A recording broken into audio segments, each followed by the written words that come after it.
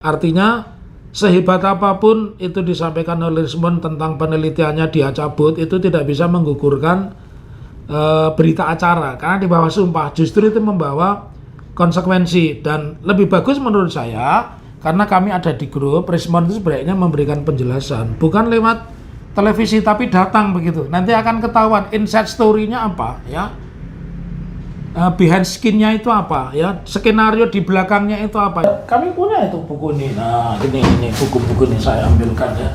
Kita punya semua, saya beli itu ya. Saya beli. Jadi bagaimana ini yang ditarik ini sama Jokowi white paper. Iya. Ya. Saya bilang sama saudara Rismond itu nggak bisa. Tolong saudara saya Jagir ya, Jahmat Jagir, saya kasih tahu itu ini kan hubungan perdata, udah saya beli, nggak bisa ditarik ya, nggak bisa ditarik, dia harus memberi ganti rugi, mahal banget loh, biaya yang dia pakai untuk mengganti rugi ini mahal banget ini. Bab 10 tindak pidana keterangan palsu di atas sumpah, pasal 373 ayat 1. Setiap orang berdasarkan ketentuan peraturan perundang-undangan harus memberikan keterangan di atas sumpah atau keterangan tersebut menimbulkan akibat hukum memberikan keterangan palsu di atas sumpah, baik dengan lisan maupun tulisan yang dilakukan sendiri atau oleh kuasanya, yang ditunjuk untuk itu dipidana dengan pidana penjara paling lama 7 tahun.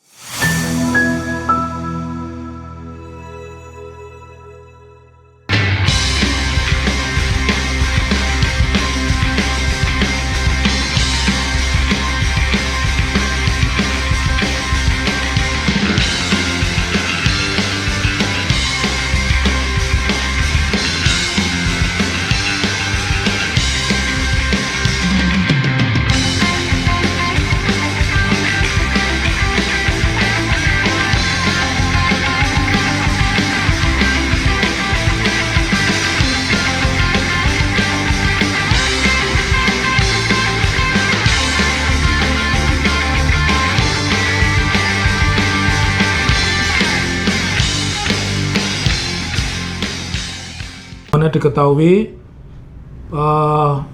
di banyak platform, baik itu platform YouTube, TikTok ya, atau berita begitu yang mengatakan bahwa Rismond meminta maaf dan menyatakan apa yang dia sampaikan di dalam buku itu sebagian tidak benar. Nah, saya ingin sampaikan yang pertama, boleh Rismond menyampaikan itu, tetapi Rismond memiliki kelemahan dan konsekuensi apa? Sebab sesuai ketentuan dengan pasal 242 tentang sumpah ya. Ini sumpah ini diatur nih ya. Ya, setiap orang yang menyampaikan tentang sumpah ya, maka dia memiliki konsekuensi, bisa diancam dengan hukuman pidana 7 tahun.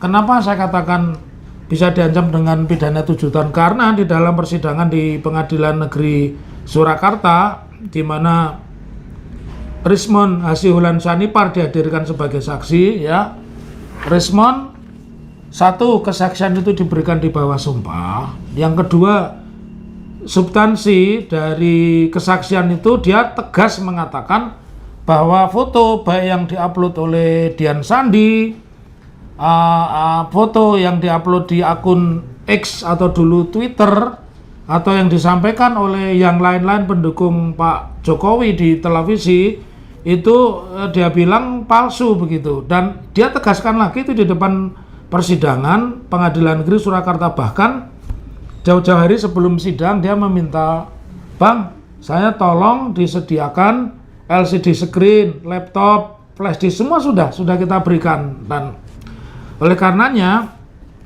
sesuai dengan hukum acara pidana tentang pemberian keterangan, kalau sebuah pemberian keterangan itu dalam bentuk sumpah ya, dan sumpah itu disampaikan di depan pengadilan ya, ternyata kemudian sumpah itu dicabut, ya tentu itu memiliki konsekuensi ya. Jadi ini saya bacakan nih, bab 10 tindak pidana keterangan palsu di atas sumpah, pasal 373 ayat 1. Setiap orang berdasarkan ketentuan peraturan perundang-undangan harus memberikan keterangan di atas sumpah atau keterangan tersebut menimbulkan akibat hukum memberikan keterangan palsu di atas sumpah, baik dengan lisan maupun tulisan yang dilakukan sendiri atau oleh kuasanya, yang ditunjuk untuk itu dipidana dengan pidana penjara paling lama 7 tahun.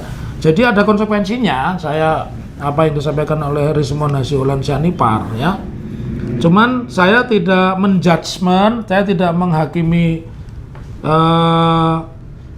Rismon Hasyiholan Sianipar, tetapi tanggapan ini perlu saya sampaikan karena kami berteman dan Rismon sendiri yang menunjuk kami sebagai advokat ya. Kalau dulu istilahnya penasihat hukum, sebagai advokat ketika dia ditetapkan tersangka di dalam kasus tuduhan pencemaran nama baik, fitnah tertulis, juga mengedit gambar sebagaimana yang diatur di pasal-pasal Undang-Undang ITE. Nah, oleh karenanya tanggapan kami atas sikap Rismon tersebut, yang pertama ada 2 alasan saya meyakini. Satu, mungkin Rismon itu di dalam tekanan ya, di dalam tekanan karena mobilnya dibaliki pernah dirusak, dan secara ekonomi dia sudah menyampaikan kepada kami waktu rapat di salah satu restoran di Jakarta. Dia mengatakan dia sudah mengeluarkan uang hampir 600 juta untuk pergi pulang dari Bali ke Medan, kemudian ke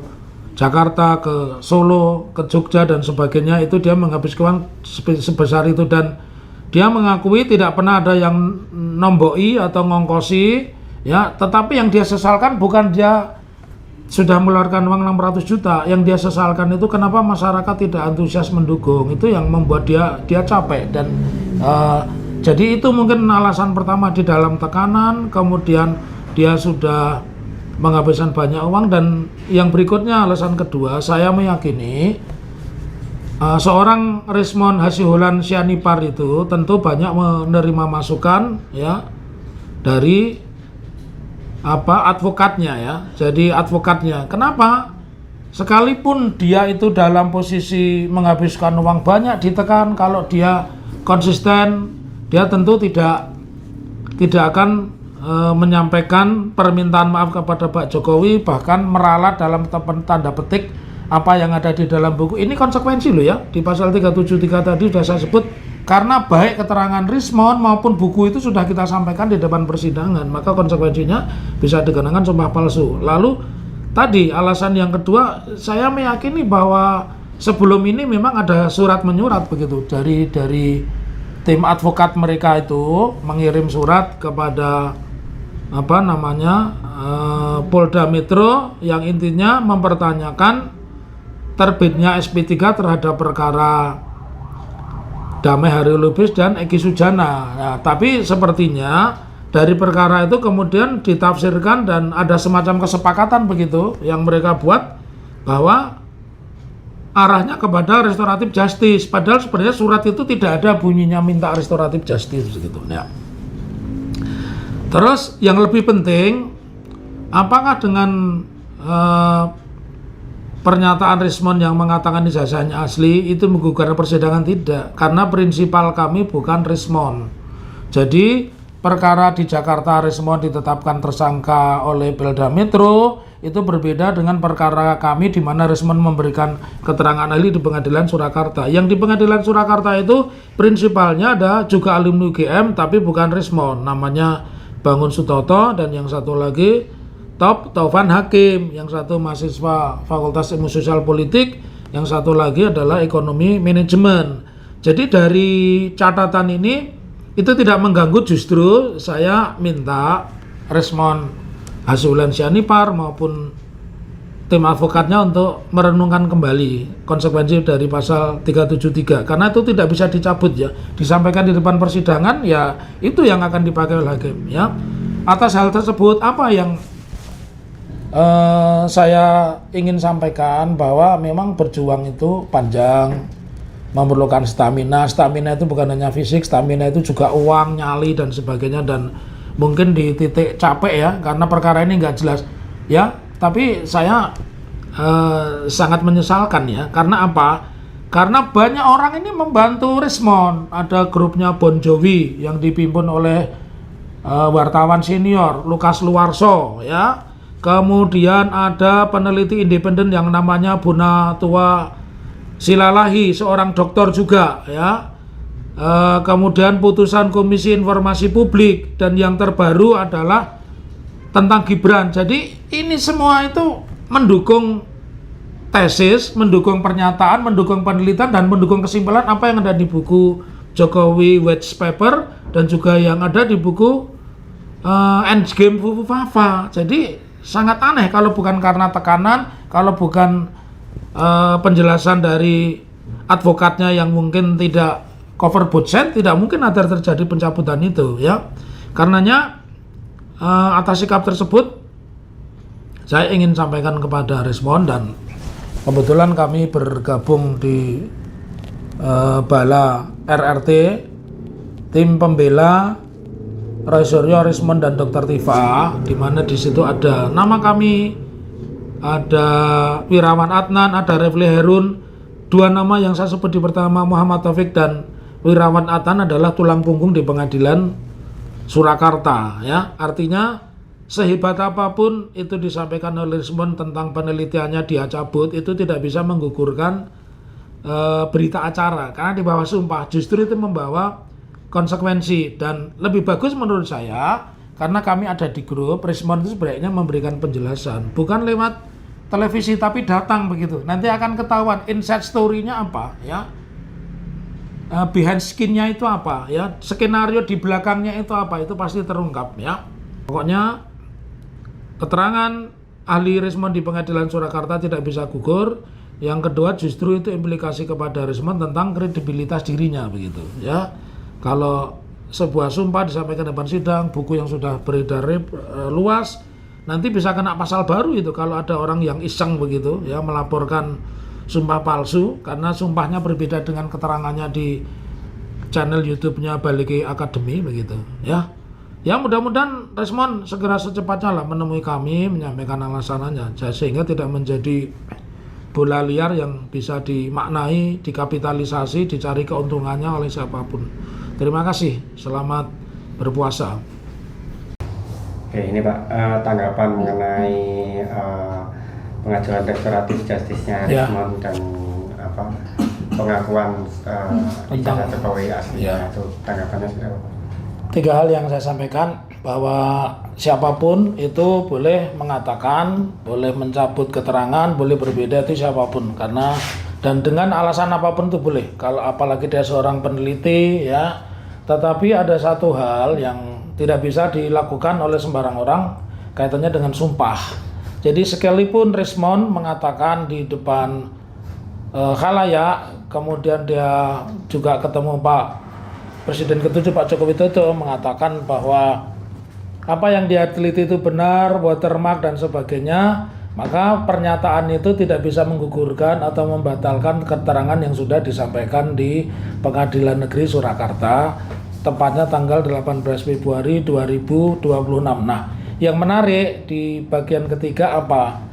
Rismond ini mengkapitalisasi, jadi ceritanya begini, perubahan mendadak itu, jadi sebelum memberikan pernyataan itu, Rismond sebelum memberikan keterangan ahli itu, dia diberitahu teman-teman Rismond saat itu, berarti ada pengacara dia, Jamada Girsang, kemudian ada Roy Suryo, ada acara talkshow di televisi, tidak bisa mendeskripsi tentang emboss, watermark, dan hologram. Nah, dia telepon kepada saya, lalu saya forward kepada Andika, dan itu nampaknya dikapitalisasi hari ini. Dia mengatakan teman-teman itu tidak siap. Artinya sebenarnya Rismond itu tidak pernah meneliti langsung tentang watermark, tentang emboss, hologram. Dia hanya mendapatkan modal bicara itu dari Andika Dian Prasetyo, dan Andika saya perbolehkan karena saat itu kita masih berteman sama Rismond. Nah, artinya sebagai peneliti dia tidak pernah memegang langsung ijazahnya siapa itu namanya kakaknya pengacara terkenal ya. Jadi pada saat itu kami menghadirkan seorang pengacara Rujito ya, kakaknya namanya Pak Bambang ya. Bambang itu yang memegang Andika dan kawan-kawan. Jadi dia ibaratnya orang itu mendengar cerita lain, keterangan Rismond. Jadi Rismond sama sekali tidak melakukan penelitian terhadap ijazahnya. Bambang, kakaknya Pak Rujito namanya Bambang almarhum, yang sama-sama diakui lulus tahun 85 bulan November ya. Oke. Lalu bagaimana sekarang dengan pernyataan Rismond yang mengatakan bahwa ijazahnya asli dengan segala variabelnya, watermark, emboss dan sebagainya? Menurut saya itu tidak bisa menggugurkan apa yang sudah dia sampaikan di bawah sumpah. Kapan? Hari Rabu tanggal 18 Februari 2026 di Pengadilan Surakarta. Dan ini yang harus Rismond pahami ya. Rismond bisa terancam pidana 7 tahun karena di pasal 373 KUHP baru. Kalau yang lama itu 242 KUHP, yang baru 373 KUHP itu jelas disampaikan barang siapa di bawah sumpah atau karena jabatan memberikan keterangan di bawah sumpah dan ternyata keterangan itu palsu, maka diancam pidana 7 tahun. Jadi seberapa sering dia mengatakan seberapa ribu, bahkan siapapun yang mendukung pernyataan di luar pengadilan tidak bisa menggugurkan pernyataan di pengadilan. Bahkan Rismond bisa terancam dipidanakan. Siapa yang mempidanakan? Karena itu di muka umum, pengadilan itu menjadi bagian dari muka umum, maka siapapun bisa melaporkan RHS ya, Rismond Hasyiholan Syanipar. Tetapi secara pribadi tegas saya mengatakan saya tidak akan melaporkan Rismond. Cuman secara etika, secara moral ya, sebagai orang beragama tidak mudah sumpah di bawah kitab suci dengan mengucap lafal sumpah sesuai ajaran agamanya atau janji sesuai ajaran agamanya, tiba-tiba dia mencabut. Nah, bagaimana kemudian Rismond ini bisa berubah? Saya lebih melihat 2 bulan yang lalu ketika kami rapat di Jakarta di rumah makan Larasita, itu Rismond itu mengeluhkan dia sudah menghabiskan untuk perkara ini, dia sudah menghabiskan uang sekitar 600 juta. Tapi responnya negatif. Yang dimaksud respon negatif itu begini, pengacara dia itu tidak melakukan strike. Dia bilang justru orang-orang kami di Solo ini melakukan strike itu artinya serangan, mengajukan gugatan dan sebagainya. Teman-teman Jakarta itu tidak pada tampil di televisi, itu keluhan pertama. Yang kedua, uang 600 juta itu sudah dihabiskan untuk pergi pulang dari Bali ke Medan, naik pesawat Medan Jakarta dan Jakarta Solo, Jakarta Jogja dan sebagainya. Menurut dia itu tidak sebanding, karena yang dia kehendaki sebenarnya masyarakat itu bersikap ya, mendukung ya. Itu tidak terjadi. Nah, alasan yang ketiga kalau saya melihat di balik pernyataan Rismond Hasyiholan Syanipar, itu dia di bawah tekanan karena saya meyakini bahwa perkara yang menyebabkan mereka menjadi tersangka, khususnya Resoryo, Rismond dan Dr. Tifa, itu tidak mungkin sampai ke pengadilan karena 2 alat bukti yang diminta oleh kejaksaan itu tidak bisa dipenuhi. Salah alat bukti yang pertama itu adalah tentang ijazah asli, yang kedua sudah ada putusan jurisprudensi tanggal 30 Desember 2022 siapa? Seorang artis Nikita Mirzani dilaporkan kasus serupa kemudian ditahan, dan ternyata pelapornya namanya Dito Mahindra tidak pernah hadir. Akhirnya dakwaan jaksa ditolak oleh hakim. Saya juga tahu skenario ini, tapi dari awal Pak Jokowi ini kan tipikal seorang politisi yang tidak mau kalah ya. Oleh karena itu dia membuat hubungan ini menjadi hubungan yang tidak balance, hubungan diperatas antara atasan bawahan, sampailah kemudian orang-orang ini karena takut datang. Hampir polanya kan sama itu ya. Egy Sujana pun tidak terlepas dari sandra perkara. Kemudian Damai Hari Lubis juga. Kemudian Rismond Hasyiholan Syanipar juga tidak lepas dari tersandra perkara. Jadi alasan yang ketiga itulah, bukan alasan biaya, karena kami semua juga menghabiskan biaya ya. Tetapi alasan ketiga, adanya tekanan-tekanan itu yang menyebabkan dia berubah, karena argumennya menjadi tidak intelek. Dan itu saya hubungkan, saya berkomunikasi dengan Michael Sinaga dan juga Pak Janes Yahaan, 2 orang yang dulu kemana-mana mereka bareng, termasuk keketoyan 3 kali dan sebagainya. Mereka menyimpulkan Rismond itu memang di dalam tekanan, wajahnya tidak semeringah, wajahnya tidak membara. Tapi ini konsekuensinya berat, karena dia sudah menuduh banyak orang. Salah satunya polisi yang ahli forensik yang dulu menyidik kopi maut Jessica, kan sudah dimaki-maki tuh, didatangi, ditunjuk-tunjuk begitu. Dia juga sudah nantang-nantang Tito Karnavian, ya. Itu sekaligus juga berakibat negatif. Apa? Bukunya di Amazon mau tidak mau harus ditarik begitu, karena orang jadi meragukan kredibilitas dia sebagai peneliti. Yang lain-lain saya tetap menghormati Rismond. Oleh karenanya tadi saya bilang saya tidak akan melaporkan ke polisi atau menuntut Rismond sebagai sumpah palsu, tetapi sekali lagi sumpah yang sudah dia ucapkan di muka persidangan karena itu di bawah sumpah tidak bisa ditarik, dan inilah barangkali saya justru melihat mungkin ini bagian dari teror politik supaya hakim nanti takut memutus. Makanya orang yang berada di wilayah itu yang dulu memberikan keterangan ahli diteror sedemikian rupa. Jadi saya meyakini 100% dia dalam posisi diteror, karena sangat tidak masuk akal ketika dia memberikan keterangan 18 Februari, hari Rabu kan itu ditunda ya, dari Selasa pindah karena hakimnya ada acara. Dia mengatakan begini, Bang, nanti kalau abang mau mendatangkan Mahindra ya itu orang yang menjadi koordinator KKN di Ketoyan, Maharindra, aku yang biayai Bang. Nanti berapa biayanya aku yang biayai Bang, tiket pesawat dan sebagainya. Kan makanya kan heran ada statement seperti itu, semangat luar biasa, bahkan dia sanggup mengeluarkan uang dari koceknya sendiri, tiba-tiba berubah mencabut. Itu yang menurut saya sesuatu yang tidak lazim dilakukan oleh seorang Rismond Hasiholan Sianipar. Ada lagi mungkin? Kan dikatakan Pak Rismond bahwa dia memang Pak yang dikatakan di persidangan itu hasil penelitian dia, kemudian dia meneliti ulang dengan mungkin semacam metode yang berbeda, kemudian menemukan kesimpulan yang berbeda. Apakah itu juga bisa dianggap sebagai sumpah palsu atau seperti apa?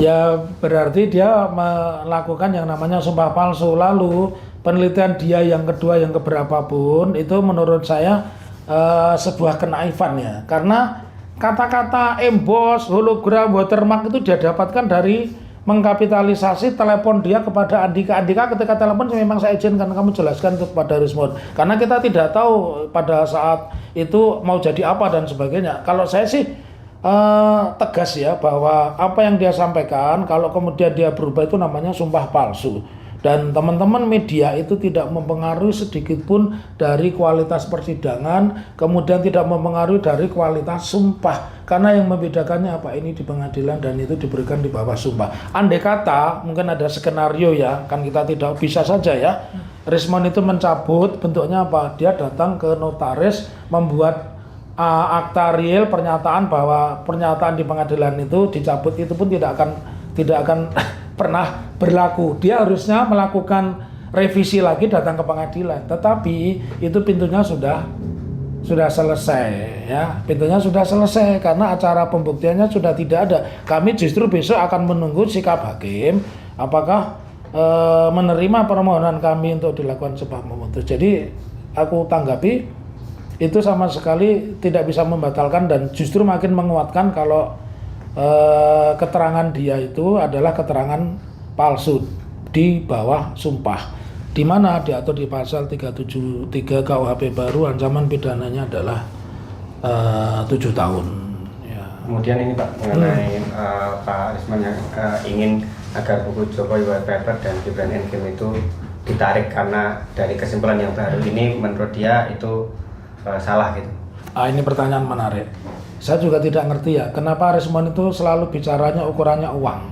Jadi justru karena buku Endgame ini dia terjadi pecah belah dengan yang namanya Michael Sinaga. Michael ini dia tidak bicara sama sekali dengan Michael, ya. Dia tidak bicara sama sekali dengan Michael. Bahkan dalam beberapa kali dia mengatakan Michael itu pokoknya negatif lah. Saya tidak akan sampaikan di sini. Pokoknya si Rismond ini menuduh Michael itu negatif. Nah, ya dengan kata lain bahwa ada pertanggungjawaban keuangan yang tidak beres gitu loh. Ya. Tetapi Saya aneh ketika kemudian dia meminta buku itu jadi yang ditarik Jokowi White Paper sama Gibran Endgame. Pertanyaannya secara keperdataan adik saya saudara Rismon, dulu saya menyebut Adinda karena saya anggap dia adik saya. Dia ke rumah saya sering kali ketemu, bahkan kesini beberapa kali. Saya sampaikan kepada Diko, saudaraku Rismon, ya, bahwa itu tidak bisa karena jual beli itu adalah hubungan perdata. Aku sudah beli produkmu dengan cara membayar, kami punya itu buku ini. Nah, ini buku-buku ini saya ambilkan ya. Kita punya semua, saya beli itu ya. Saya beli. Jadi bagaimana ini yang ditarik ini sama Jokowi White Paper, ya. Ya, Pak. Saya bilang sama saudara Rismon itu nggak bisa. Tolong saudara saya Jagir ya, Jahmat Jagir, saya kasih tahu itu ini kan hubungan perdata, udah saya beli, nggak bisa ditarik ya, nggak bisa ditarik. Dia harus memberi ganti rugi, mahal banget loh. Biaya yang dia pakai untuk mengganti rugi ini mahal banget ini. Ini kan buku ini harganya 300.000, yang ini harganya 100.000 ya. Saya tuh termasuk membantu menjualnya. Bahkan saya bilang saya tidak mau diberi karena saya tahu ini sebagai alat perjuangan. Waktu itu saya membeli 5 biji ini. Jadi begitu, nggak bisa dia karena dia bukan negara.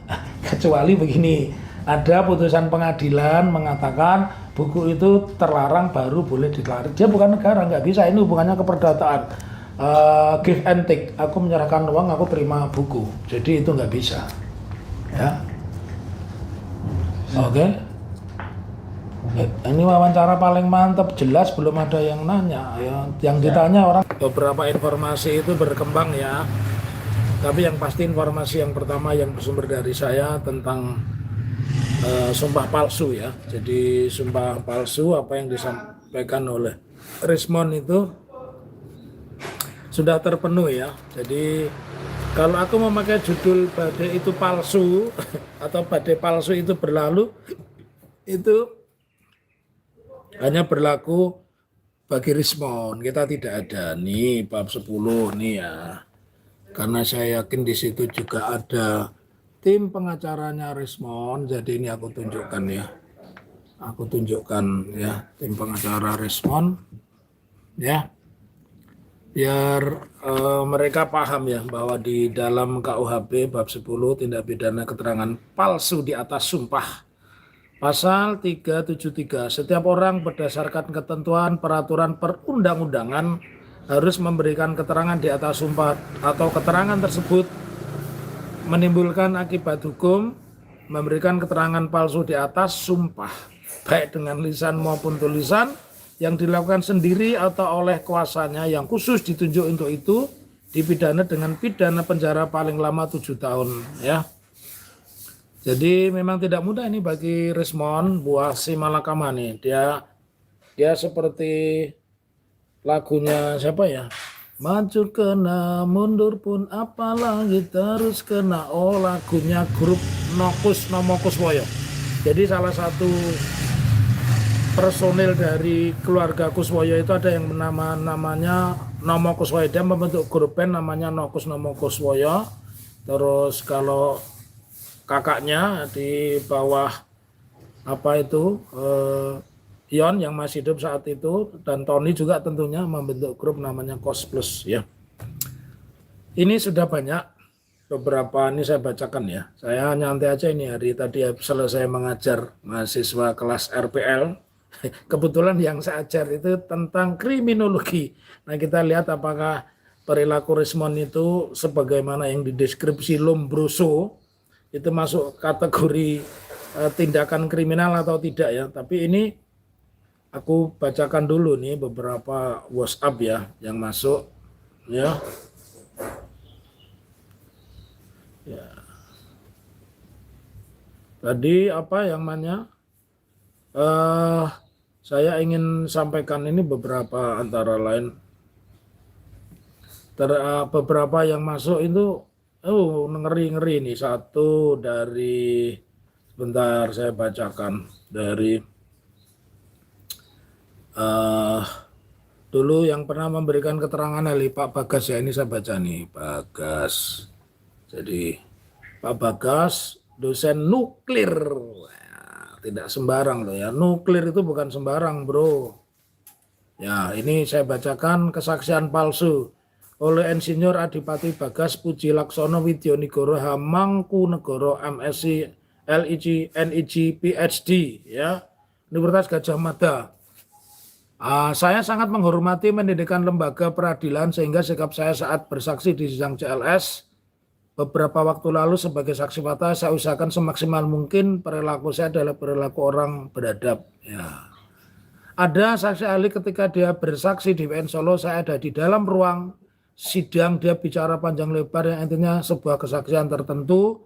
Mohon maaf saya tidak sebut nama karena saya meninggikan atau menghormati asas praduga tak bersalah dan masih ada rasa belas kasihan. Tetapi Pak Bagas ini bersiap diri untuk melaporkan itu atas nama orang tersebut. Ya.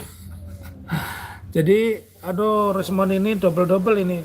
Ya, kalau benar ada informasi ini, sekali lagi kalau benar, apabila bukunya itu ternyata ISBN-nya palsu, berat ini respon.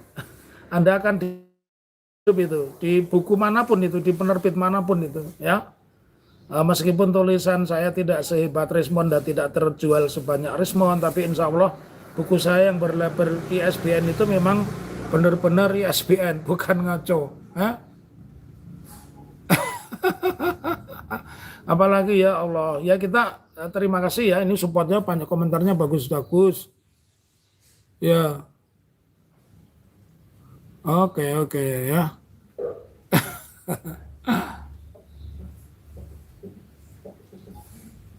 Ya. Oke, kita nanti lihatlah ya. Tapi yang saya nih komentarnya Pak Bagas, saya berencana challenge hal ini lewat jalur hukum, bukan karena kebencian pribadi saya kepada orang yang bersangkutan. Tidak ada dasarnya saya harus membenci, namun semata menjaga marwah lembaga peradilan.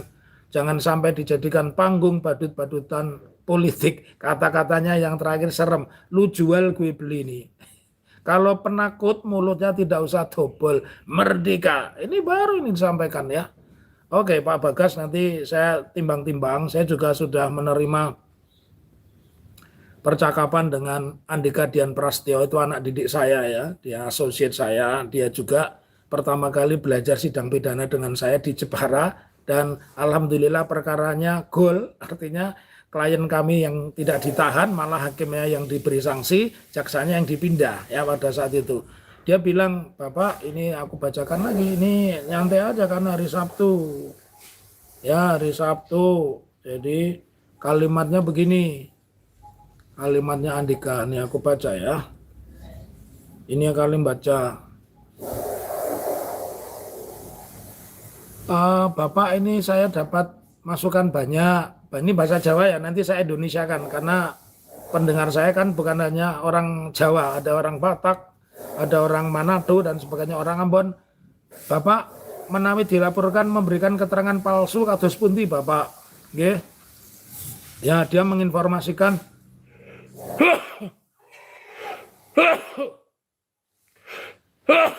bukan hanya soal keterangan di pengadilan ya, tapi buku Gibran and Kim itu juga diduga isinya palsu begitu. Kalau pernyataan dia seperti itu yang disampaikan ini, berarti kita bisa menduga itu palsu dan itu korbannya banyak. Lalu kalau mau lapor di mana? Lapornya di mana saja ya? Ya, ini begini.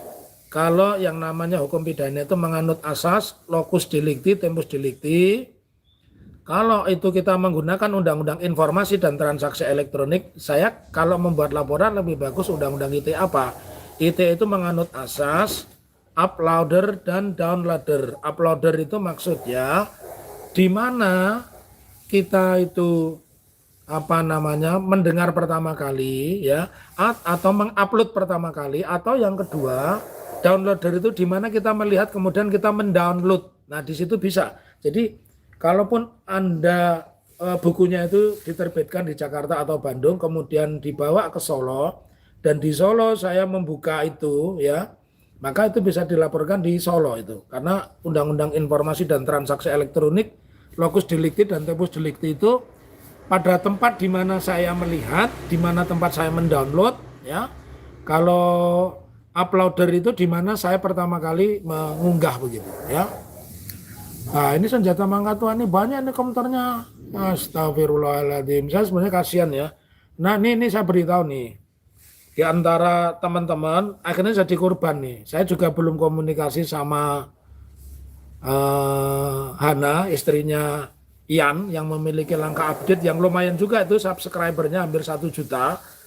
Saya juga, tapi dengan Arif, mantan anak buahnya Egy, saya sudah berasumsi dan dia sudah mendapat citra jelek ya, karena Arif ini kemana-mana bersama Rismon, naik kereta, kemudian tidur di hotel yang sama, biasanya di Hotel Dana itu dengan Rismon ya.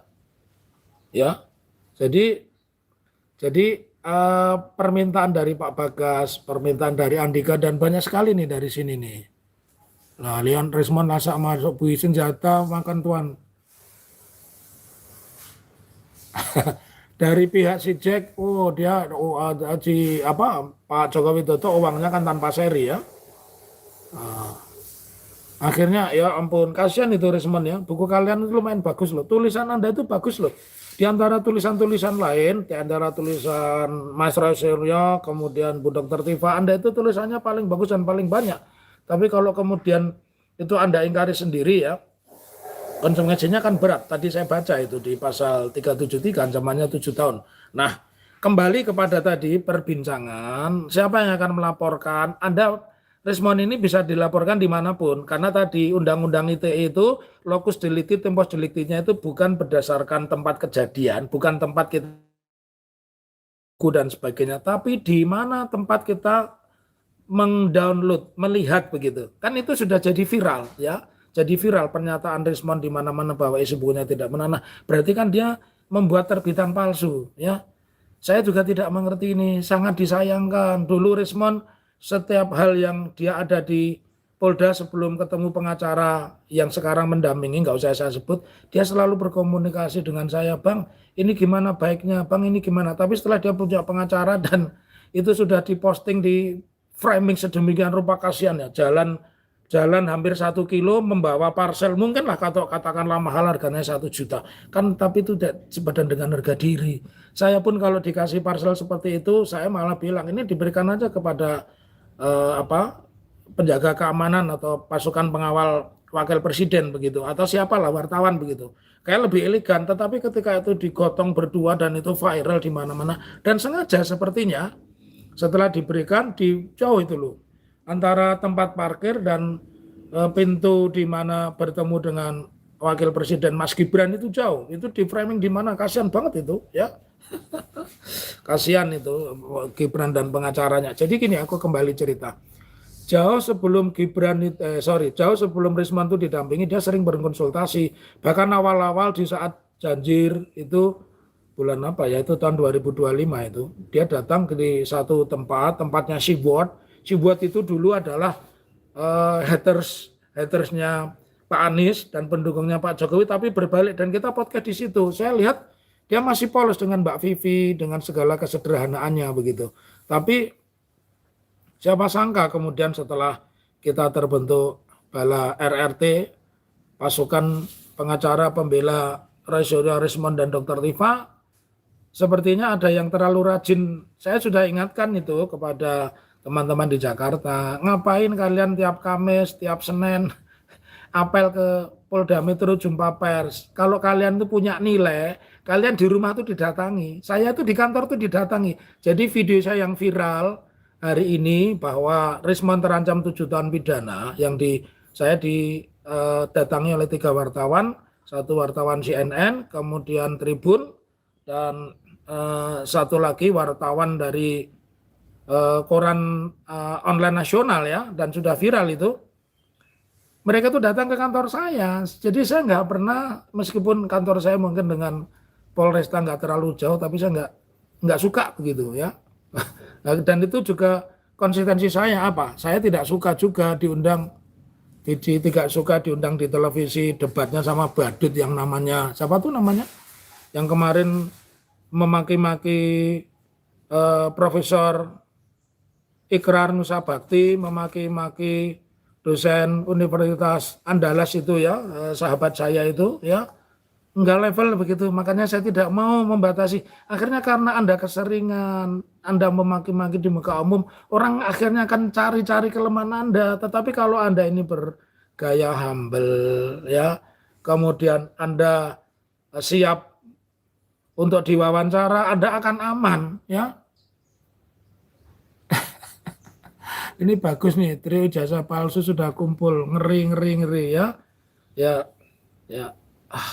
Jadi saya tidak mau, saya tidak selevel sama Anda, tapi teman-teman begitu, dan akhirnya Risman pun tadinya ikut, bahkan dia membatasi, dia menyebut beberapa media online itu tidak mau wawancara, ya. Saya nggak mau bang sama itu, tapi nggak tahu kenapa tiba-tiba dia begitu rajin datang ke sana ke sini, akhirnya kejeblos juga. Dan saya pesan ini kepada Bu Dr. Tifa untuk tidak terlalu banyak tampil di media sosial dan media televisi. Itu sedikit manfaatnya. Saya bukan mengatakan tidak ada manfaatnya. Itu just a little, sangat sekecil manfaatnya. Yang terjadi mudorotnya. Kita akan dicari-cari kelemahannya, bahkan ucapan kita. Tetapi kalau kita menjadi orang yang sumber berita, orang yang diwawancara yang didatangi kan beda. Jadi hampir wawancara saya itu semua datang ke kantor, dan saya juga nggak ngasih apa-apa, nggak pernah ngasih nyugui makanan pun juga enggak, ya. Ya, oke, Momon panik, Adili Jokowi, salam sadar, betul. Saya sepakat, badai itu biar badainya Rismon. Badai palsu itu sudah berlalu, sekarang kembali ke laptop, meminjam istilahnya Mas Tukul, pinjam ke laptop. Isu kita kembalikan bahwa sidang CLS Solo nanti hari Selasa depan ya. Selasa depan itu berarti tanggal 17 ya. Tanggal 17 itu acaranya adalah dari majelis hakim akan menyampaikan apakah itu putusan to be or not to be, dead or alive. Kenapa? Karena kalau permohonan kami nanti diterima, artinya Pak Kapolri, kemudian Pak Jokowi dan Rektor UGM bersumpah, kami kalah. Tetapi kalau Pak Kapolri, Pak Joko Widodo, kemudian Bu Eva Amelia tidak berani bersumpah, ya kami menang dan harus dikabulkan. Kalau dikabulkan artinya pengadilan akan mengadili pertama kalinya di Indonesia bahwa yang namanya ijazah sebagaimana yang kami tuntut di tuntutan ketiga atau petitum ketiga itu memang tidak ada. Ya, jadi silakan buat teman-teman, kalau Anda tanya pribadi, saya pernah dekat sama Rismon, dia selalu menganggap saya sebagai abang tempat dia bertanya, tapi karena saya hubungannya sudah tidak ada, silakan kalian membuat laporan pidana dimanapun bisa, kalau menggunakan undang-undang ITE, jadi statement dia di rumah wakil presiden, rumah dinas wakil presiden, di Istana Wapres, pernyataan dia di Istana itu namanya pejabat teras, pemujabat tembok ratapan Solo, itu maksudnya undang-undang ITE ya, sebagai menyebar berita palsu atau sumpah palsu. Anda bisa melapor dimanapun. Kalau Anda lihat videonya itu di Papua, Anda laporkan di Papua. Anda lihat videonya itu di Sidoarjo, Jawa Timur, Anda bisa laporkan. Anda lihatnya itu di Karimun Jawa, Anda bisa laporkan di Polres Jepara. Jadi dimanapun, karena apa? Asasnya undang-undang ITE itu bukan tempus delicti, locus delicti, tetapi adalah uploader dan downloader. Di mana itu dimuat, itu bisa dilaporkan kalau itu di Jakarta. Di mana kita melihat kalau itu di Surakarta, di Sidoarjo Jawa Timur, di Manokwari, di Maumere, ya, di Depok, Anda bisa lapor di tempat-tempat itu yang ada kantor polisinya. Itu bedanya di situ, ya. Dan untuk Prof. Bagas, ya, dosen teknik nuklir UGM, juga Andika, anak didik saya tidak akan melaporkan. Tetapi kalau Anda melaporkan, saya tidak melarang karena itu hak individu, ya. Oke, betul. Hukum adalah tentang fakta, logika, dan ketika. Oh, ini tidak ngerti nih. Refli Harun tidak pernah mendukung laporan Rismon. Itu Bala itu pengacara, dan sekarang sudah nggak ada Bala. Sekarang ada Troya, ya. Tifa Roy Suryo Lawyers. ya. Jadi sudah berganti. Nggak usah jangan menjelek-jelekan orang yang tidak jelek. Ya, cukup Rismond aja dan orang yang mendampingi Rismond. Memang begini, advokat itu butuh jam terbang, advokat itu harus selalu menambah ilmunya. Jadi kalau kalian jadi advokat cuma modalnya pakai toga, pakai jas, pakai dasi, ya kalian terjerembab.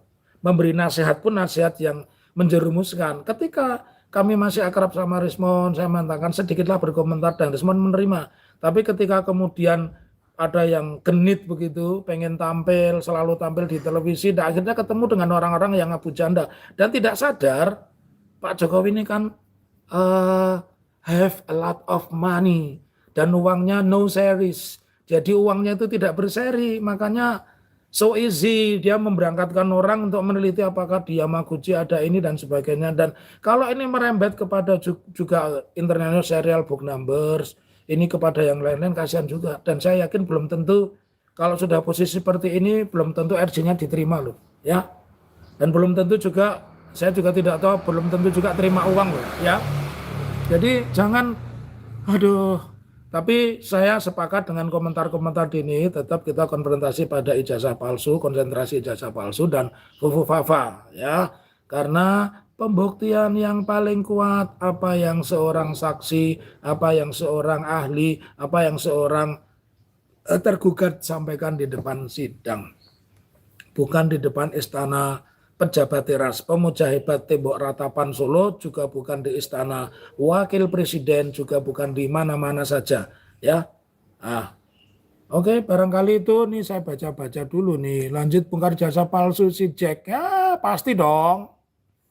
Nih, mau dibela dengan cara apapun memang barang tersebut palsu ya Anda akan ketemu. Ya, betul.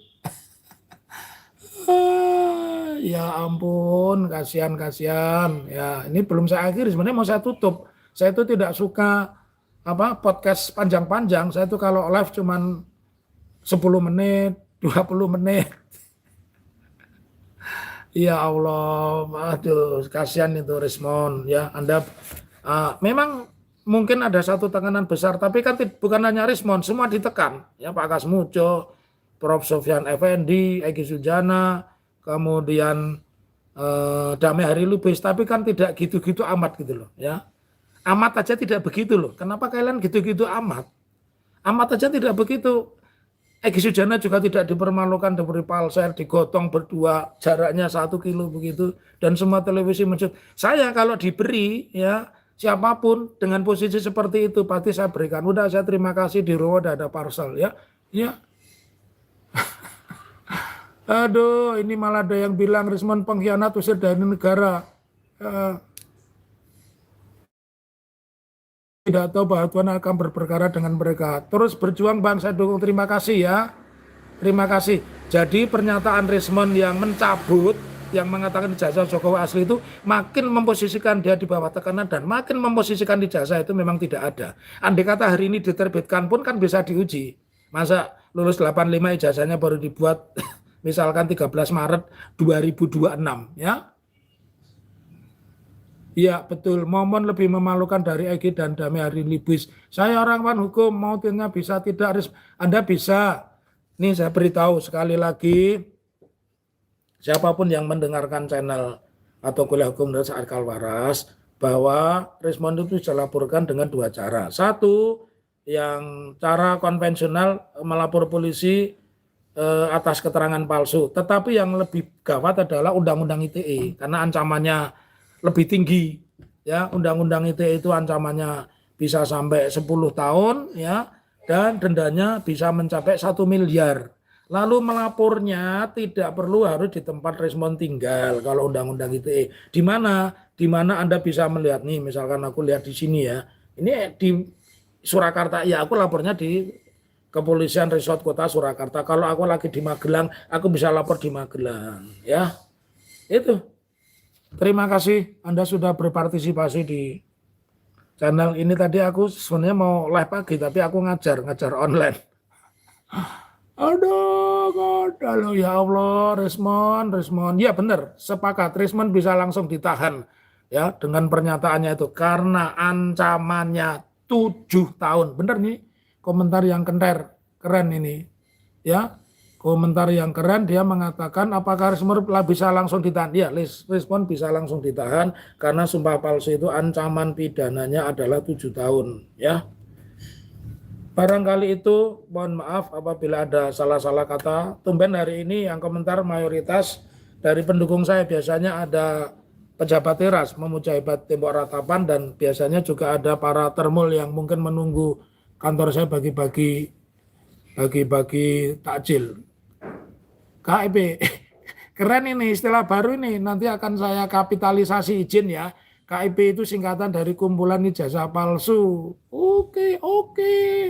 Jadi aku ulang lagi, melaporkan Rismon tidak harus di Jakarta, tidak harus di Medan. Di mana kamu melihat pernyataan dia yang mencabut, yang mengatakan ijazahnya itu asli, maka di situ kamu bisa laporkan. Kenapa? Karena hingga hari ini di Polda Metro, di Mabes Polri, di pengadilan manapun, apalagi yang terbaru pengadilan Surakarta, tidak pernah ada ijazah asli. Bahkan yang dinamakan kumpulan ijazah palsu KIP, Komisi Informasi Publik yang sudah diplesetkan, itu saja tidak ada. Jadi kalau dia mengatakan ijazahnya asli dari watermark, itu bahasanya Jerman adalah Belgedes-Band, mobil yang setara SMK GH 41B atau Goib.